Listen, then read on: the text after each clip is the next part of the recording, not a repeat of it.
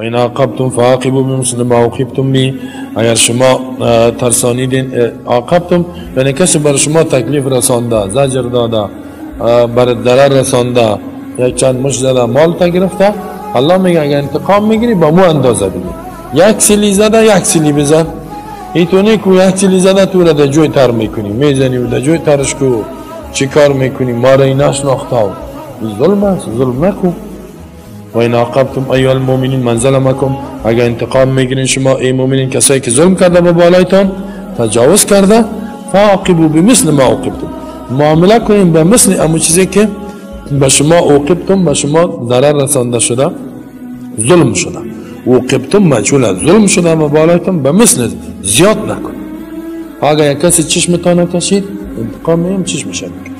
اینطوری که یک چشم کشید یک دو تایش بکشید، نه یک دندان تا کشید یک تا.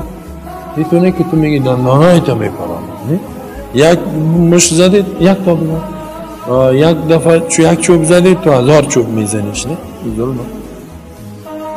از مثل به مثل فهمیده میشه که اگر دست و پای قطع کرد همون تو بکن. اگر درد داده بود یعنی میتونیم که انتقام به مثل درش بده.